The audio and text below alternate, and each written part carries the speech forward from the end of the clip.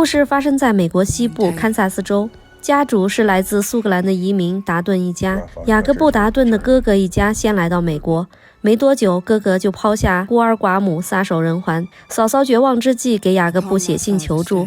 当雅各布·达顿来到美国时，嫂子也死了，只剩下2个孤儿。于是他领养了2个侄儿，在这举目无亲的荒凉之地扎下根来，一晃就是几十年。时间来到1923年，第一次世界大战结束后的第5个年头。垂垂老矣的他带着一家人正在经历着艰难的一年。作为牧牛为生的家庭，蝗灾使赖以生存的草场枯竭，没有了食物的牛群虚弱死亡。看着日益严重的损失，他忧心忡忡。这不仅仅是他一家的事儿，身为治安官的雅各布还要处理更为棘手的麻烦。蝗灾让所有依靠草场放牧的家庭都受到影响。一些不守规矩的牧羊者把羊群赶到了别人家的牧场吃草，结果羊被杀了。牧羊者们为此闹上了法庭，为首的是一个名叫班纳的羊倌。他恶人先告状，认为法官包庇杀羊者，却不提自己赶羊侵占别人的草场，而且当庭就大打出手。市长鸣枪制止。雅各布直言不讳，既然知道那是别人的土地，还故意侵占，就是盗窃。羊连根吃草的习惯，如果随意放牧，会让别人的草场成为荒地，这对所有畜牧的家庭都是不能接受的。而且按照规定，除非下雨，否则山谷里不允许放羊。班纳明知故犯，罪加一等。于是班纳耍起了无赖，声称羊是自己跑去的，然后话锋一转，把矛头指向雅各布，声称达顿家拥有一座山才是牧场不够的根本原因。雅各布马上怼了回去，你想拥有几座山都没有问题，但是要自己花钱租，而不是靠白嫖别人的。说罢驳回了班纳的起诉。离开法庭，没讨到便宜的班纳不甘心地等在外面纠缠雅各布。雅各布建议他把羊群赶到无人区去放牧，班纳却说那里有熊有狼。雅各布怒不可斥地告诉他，怨这怨那的，就干脆别干这行了。说罢扭头就走。无言以对的班纳恼羞成怒地欲从身后突袭雅各布，被旁边的警察拉住。这时镇长冲上来警告班纳，如果他还折腾，就让他进班房。雅各布也警告他，如果他还敢再践踏规则，那么死的不仅仅是几只羊，而是全部。说罢就和镇长离开。班纳明显不肯接受这个结果，他和达顿家这梁子算是结下了。这个班纳是镇上家喻户晓的无赖。离开了法庭，雅各布来到畜牧协会的会桌上，他提出愿意拿出自己的山坡来给大家免费放牧，但海拔较高，需要各家的牛和牛仔集中起来，方便统筹。先扛过这一季再说。这个建议得到大家的支持。雅各布的妻子卡拉是个能干的女人，白发苍苍的她对这个家庭倾注了所有的情感。这是丈夫回来的日子，她独自在廊下等待家人的归来。当听到马蹄声，她默数着远处的人影，确定一个不漏，才放心地回屋躺下。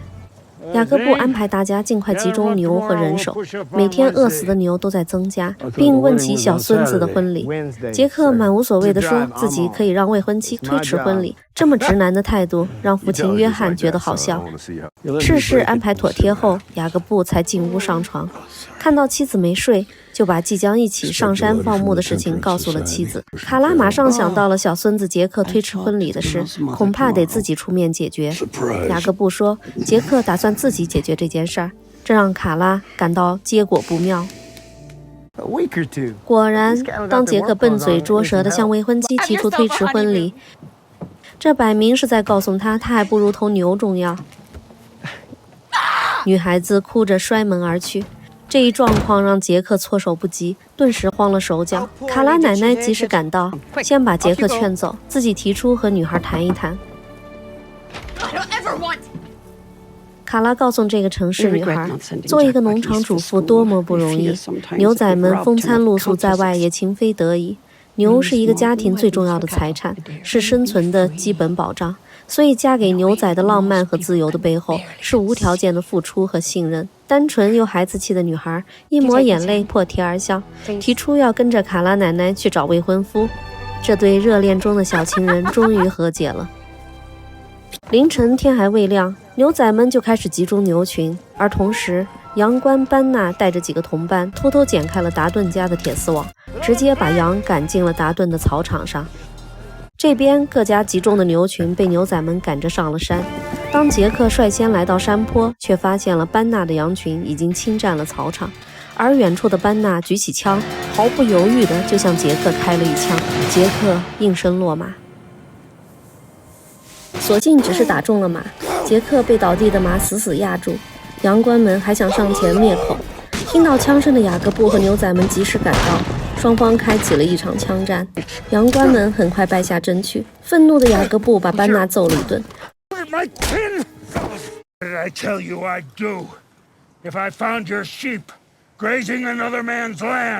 然后把羊倌们脖子套上绳索，扔在树林里。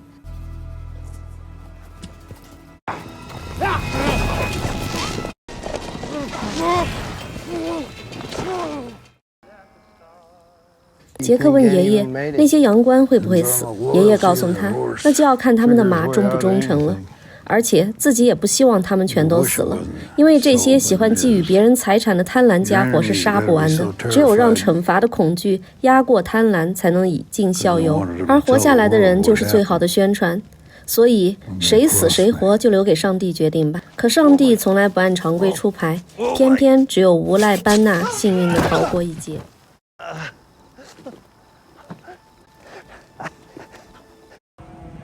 雅各布安排人把缴获的羊赶到了保留区，送给了食不果腹的原住民。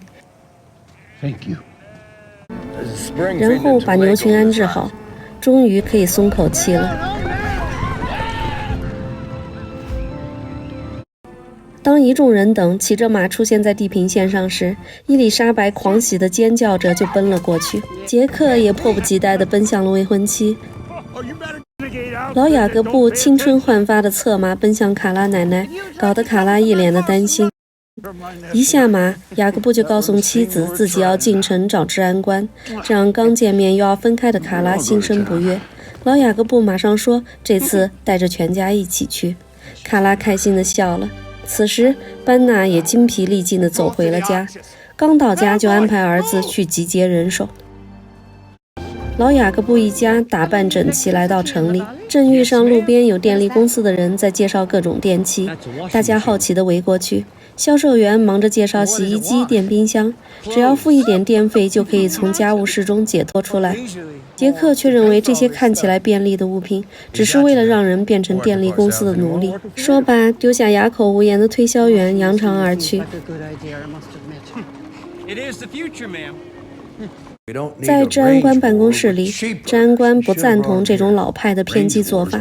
老雅各布则认为，那些妄图杀死自己孙子的恶棍必须受到严厉惩罚。如果法律不能解决这些暴徒，那么就由自己动手。当他来到家人身边时，天色已晚，一家人决定在城里住一晚，第二天再回去。这个决定对一家人来说跟度假一样开心。当晚，杰克就带着未婚妻和朋友们跑到地下酒吧痛饮。接着，小两口就回到酒店共度了良宵，而这一切都被班纳的人看在眼里。他上马偷偷回去报信。一切安排妥当，一家人准备回城。雅各布安排牛仔们在前开路，自己跟着马车一起。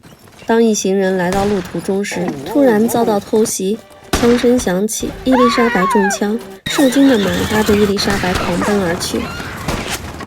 杰克拼命追着马车救下了未婚妻。对方人多势众，雅各布占据地形对抗着。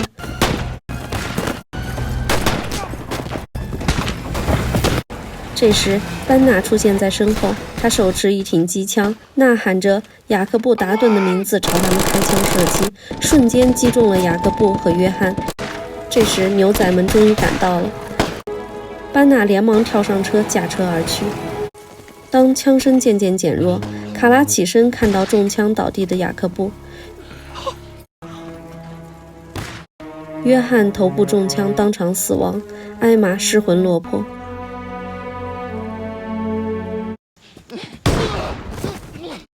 愤怒的卡拉抓起一把枪追上一个班纳的同伙，一枪干掉了他。但复仇并不能改变痛苦的事实，回过头来就是对雅各布的急救。卡拉强装镇定地指挥着众人。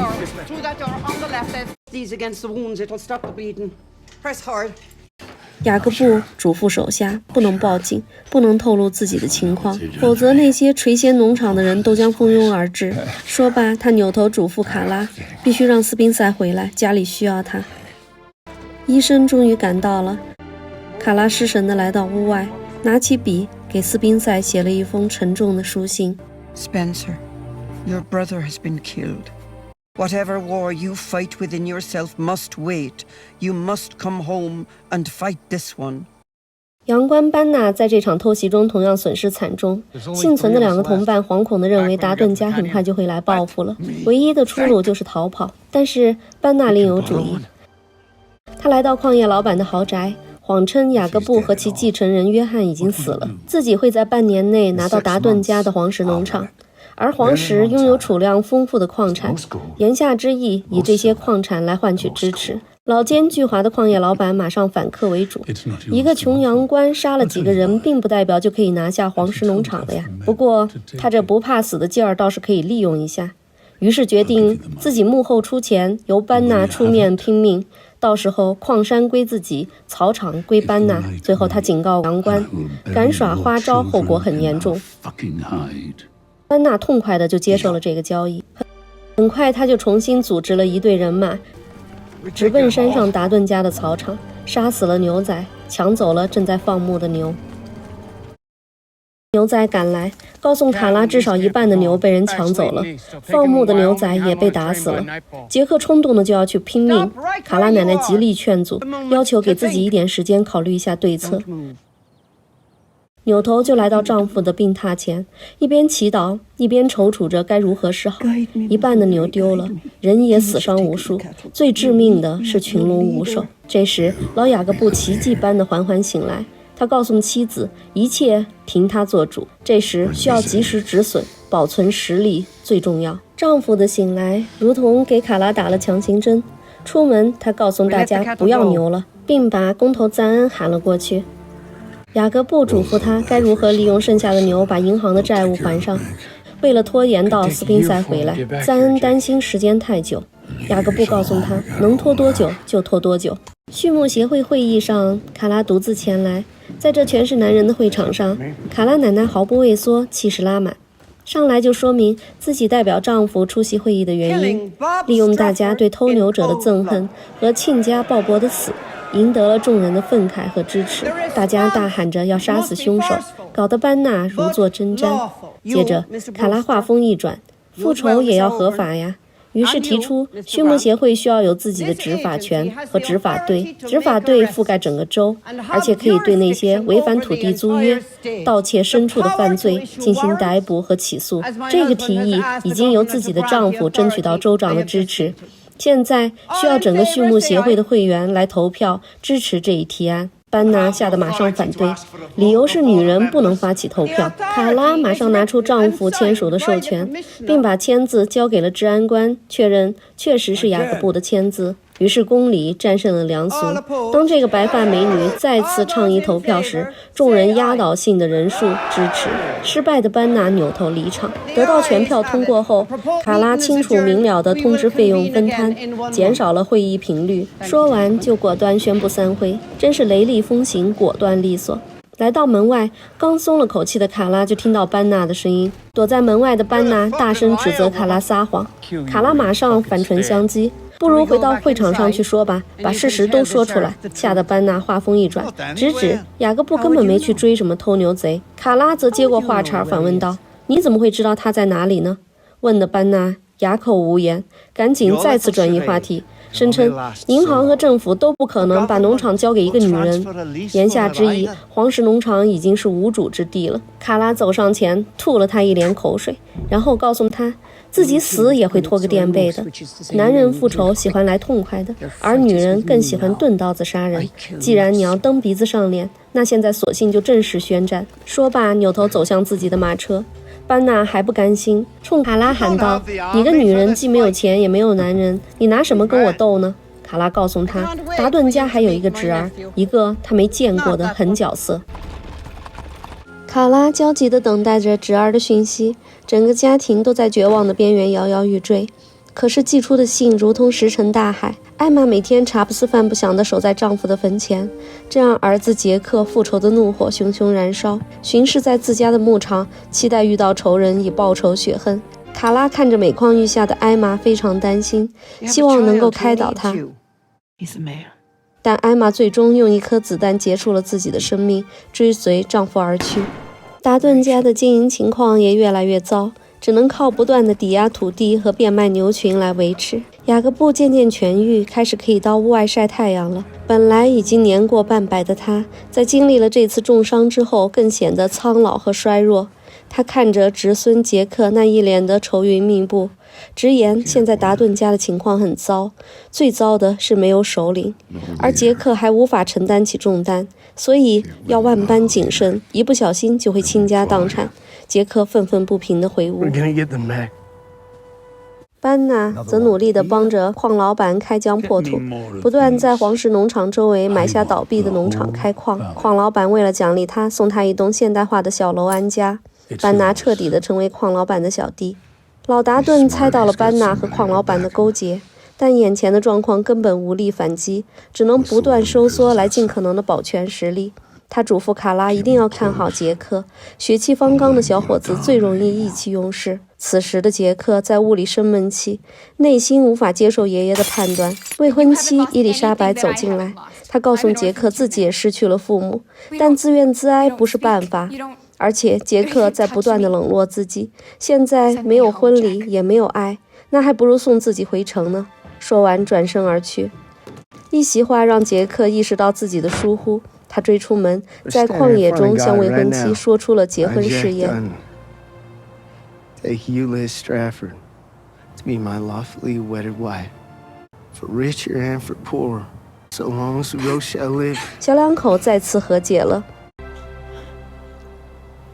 伊丽莎白向卡拉提出婚礼的事儿，当卡拉说还得再拖一拖时，女孩羞涩地说出自己已经怀孕的事实，这让卡拉开心不已。这是达顿家这几个月来最大的好消息，马上就答应尽快安排。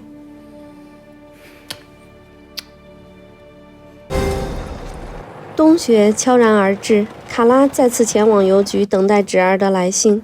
路上碰到了班纳和矿老板，矿老板满脸堆笑地迎上来，介绍自己叫唐，买下了旁边伊丽莎白父亲的农场。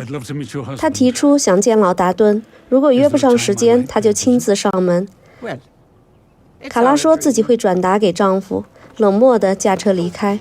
班纳担心卡拉不会卖农场，但矿老板胜券在握地表示，熬过这个冬天，这个老太婆就会求着自己买了。卡拉推开邮政所的门，终于收到了侄儿的电报。斯宾塞即将回家的信息让卡拉奶奶激动的手都在颤抖，但她哪里知道，那艘已经出事的小船把所有的希望抛入了深不可测的大海。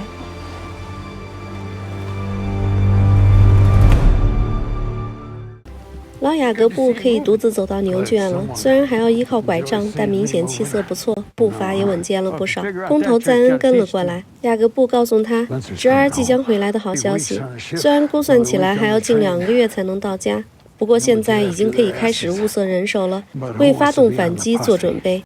赞恩表示，很多农场的倒闭导致牛仔都去加州谋生了，现在人手不好找，但自己会尽力的。缺少人手似乎是个广泛的问题，执法队的人员招募工作也很不顺利。有人对女人面试颇为惊讶，于是对卡拉出言不逊，被一旁的杰克怒揍。合适的人很难得，而且卡拉很谨慎。一个从芝加哥过来的前警察很快通过了面试，很多天了才招募到3个人，这个人数离需要的20人远远不够。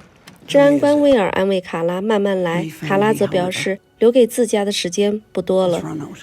紧接着他开始犹豫要不要把事情告诉治安官威尔。雅各布站在自家的门口远眺，他告诉身边的卡拉，远处的山边正在修路，那些路所带来的是福是祸无法确定。卡拉奶奶则毫不介意地希望得到一台洗衣机和一辆汽车，她对这些现代文明的机器充满期待，并且警告丈夫，后面的所有战斗都只能让执法队去解决，自己再也不能失去任何人，特别是丈夫雅各布。但雅各布并没有在意卡拉的想法，他指着那些山告诉卡拉，矿老板买了南北两边的地，已经成包围之势。他们开始开山辟石的挖矿，会破坏农场的水源和环境。如果不拼命，就会失去一切。卡拉赞同地告诉丈夫，所以自己找了援军。这时，治安官威尔驾车前来，爱面子的老雅各布马上丢掉拐杖。威尔上来就问遇袭这件事的真假。雅各布撕开衣服，露出胸口的弹孔。威尔认为这么严重的事儿不第一时间报警，简直令人无法接受。雅各布争辩道，如果不隐瞒，那么自己万一没有挺过来，那些银行早就过来收走了整个农场了。威尔赞同那些银行是毫无人情的，但是他不能任由老雅各布的复仇行动掀起一场战争，这一切必须走法律程序。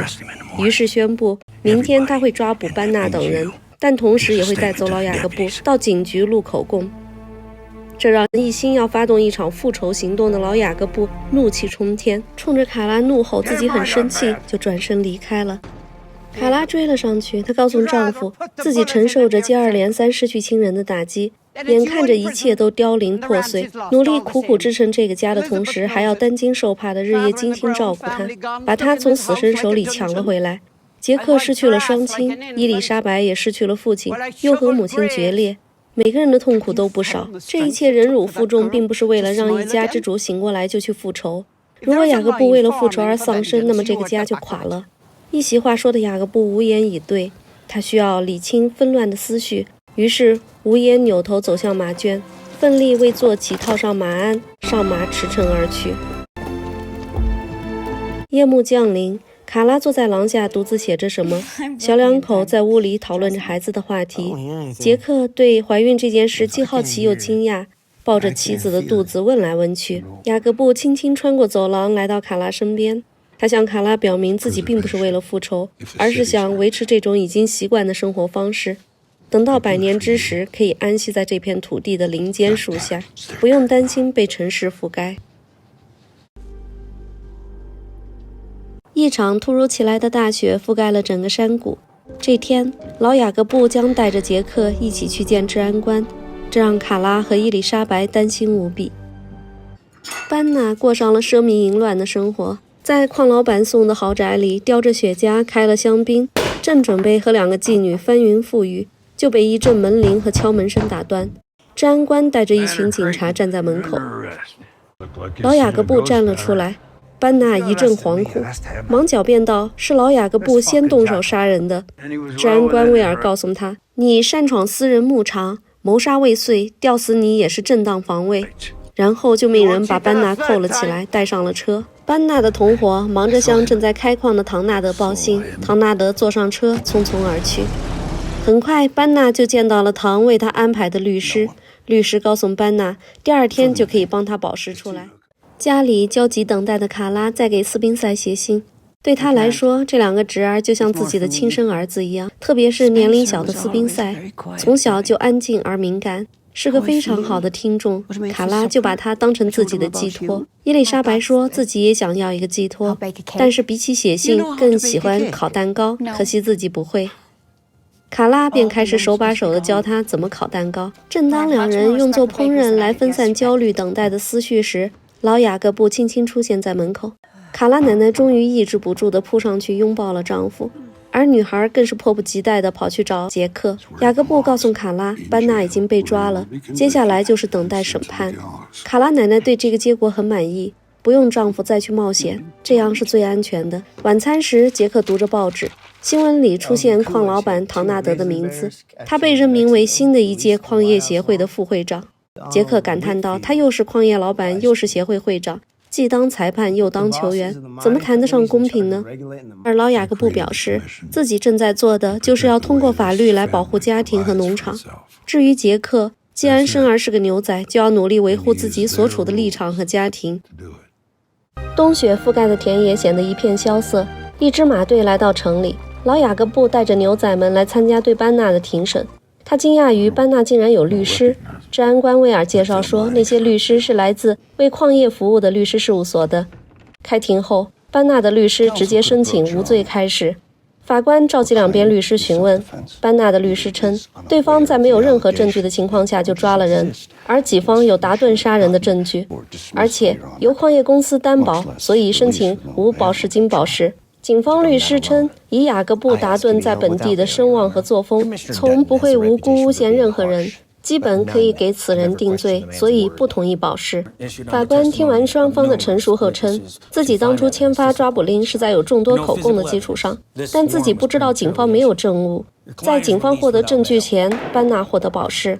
被释放的班纳得意地来到雅各布身边，完全不听律师的劝告，挑衅地当面骂雅各布是个告状的怂包，扭头嘲笑杰克一定是死了老婆，并伸手就给了杰克一拳。这时法官大声禁止当庭斗殴，班纳还仗势欺人的嘲讽达顿家已经老弱病残了，这个仇自己会到达顿家的土地上去报。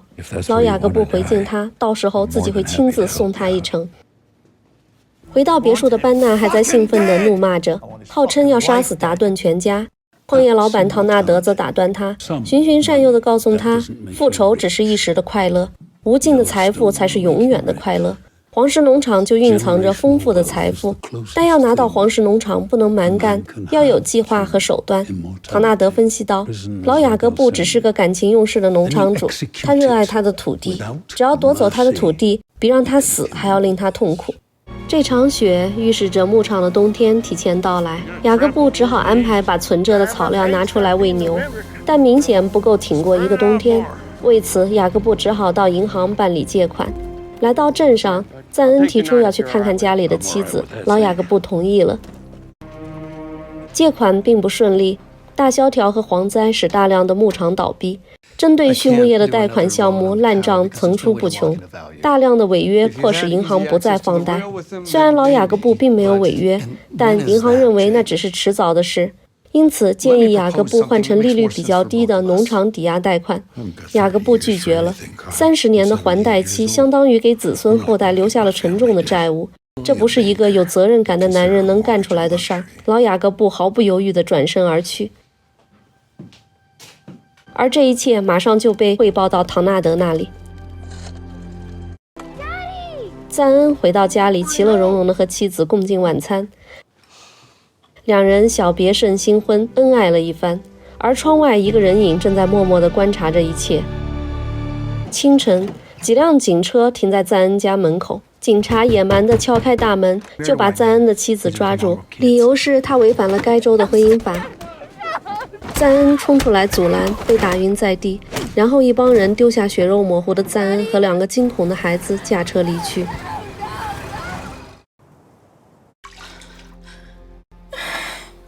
伊丽莎白流产了，杰克耐心地在旁安慰。女人沮丧地说自己不能生孩子就失去了意义。杰克说，卡拉奶奶一辈子都没有自己的孩子，但养育了自己和父亲还有叔叔，对这个家意义非凡。他劝慰妻子，失去孩子是命运的安排，但怎么生活是自己的选择，自己选择了女人就会接受她的一切，至少自己选老婆的眼光比女人选丈夫的要好多了。这一句话把女人逗得破涕而笑。We take what life gives us. It's all we can do. 卡拉看见老雅各布坐在门口神神秘秘地捏着一块毛巾，出门询问。老雅各布告诉妻子自己正在锻炼失去知觉的手指，然后感叹自己多么痛恨衰老啊！要不是因为深爱卡拉，自己早就揣一瓶酒到山上去自生自灭了。话语间，雪地上一辆车子载着不速之客到来。唐纳德刚下车就引来双方的对峙，卡拉大声地阻止着，唐纳德却似乎很高兴自己受到如此紧张的接待。他站在雪地里，自说自话地分析着畜牧业和矿产业的区别，声称未来的黄石将是旅游业的天下，城市化是社会发展的必然趋势。到时候谁拥有的土地最多，谁就有取之不竭、用之不尽的财富。说到这儿，他话锋一转，告诉老雅各布，他知道达顿家的农场并没有负债，但却没有交房产税，而自己已经代为缴纳。这笔钱，老雅各布得在开春前偿还，否则冬天一过，他就会来收地。说完，丢下一脸苍白的2个老人，转身扬长而去。雪地里，卡拉奶奶写下了给斯宾塞的最后一封信，也是本季的最后一封信。You must hurry, Spencer. You must hurry. Or there will be nothing left to fight for.